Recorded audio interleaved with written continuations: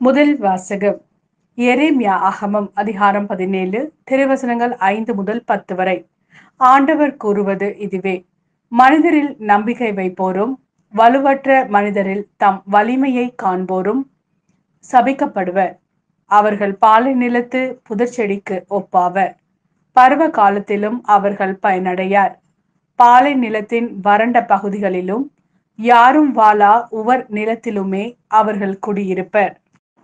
ஆண்டவரில் நம்பிக்கை வைப்போர் பேறு பெற்றோர். ஆண்டவரே அவர்களது நம்பிக்கை. அவர்கள் நீர் அருகில் நடப்பட்ட மரத்துக்கு ஒப்பாவர். அது நீரோடையை நோக்கி வேர் விடுகின்றது. வெப்பமிகு நேரத்தில் அதற்கு அச்சமில்லை.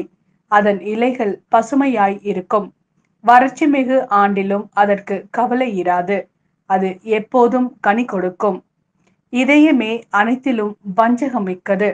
அதனை நலமாக்க முடியாது. அதனை யார்தான் புரிந்து கொள்வர்? ஆண்டவராகிய நானே இதய சிந்தனைகளை ஆய்பவர், உள்ளுணர்வுகளை சோதித்து அறிபவர். ஒவ்வொருவரின் வழிகளுக்கும் செயல்களின் விளைவுக்கும் ஏற்றவாறு நடத்துபவர். இது ஆண்டவரின் அருள்வாக்கு. இறைவா, உமக்கு நன்றி. லூக்கா எழுதிய நற்செய்தி அதிகாரம் 16 திருவசனங்கள் 19 முதல் 31 வரை. செல்வர் ஒருவர் இருந்தார். அவர் விலை உயர்ந்த மெல்லிய செந்நிற ஆடை அணிந்து நாள்தோறும் விருந்துண்டு இன்புற்றிருந்தார். லாசர் எனும் பெயர் கொண்ட ஏழை ஒருவரும் இருந்தார். அவர் உடல் முழுவதும் புண்ணாய் இருந்தது. அவர் அச்செல்வருடைய வீட்டு வாயில் அருகே கிடந்தார். அவர் செல்வருடைய மேசையிலிருந்து விழும் துண்டுகளால் தம் பசியாற்ற விரும்பினார். நாய்கள் வந்து அவர் புண்களை நக்கும். அந்த ஏழை இறந்தார். வானதூதர்கள் அவரை ஆபிரகாமின் மடியில் கொண்டு போய் சேர்த்தார்கள். செல்வரும் இறந்தார். அவர் அடக்கம் செய்யப்பட்டார். அவர் பாதாளத்தில் வதைக்கப்பட்ட போது அண்ணாந்து பார்த்து தொலையில் ஆபிரகாமையும் அவரது மடியில் லாசரையும் கண்டார். அவர், தந்தை ஆபிரகாமே, எனக்கு இரங்கும்.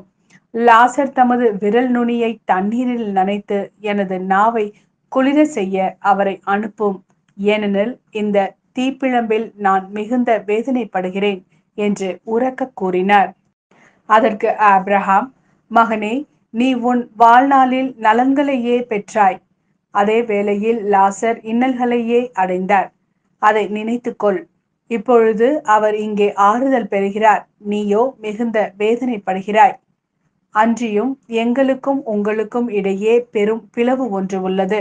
ஆகையால் இங்கிருந்து ஒருவர் உங்களிடம் வர விரும்பினாலும் கடந்து வர இயலாது.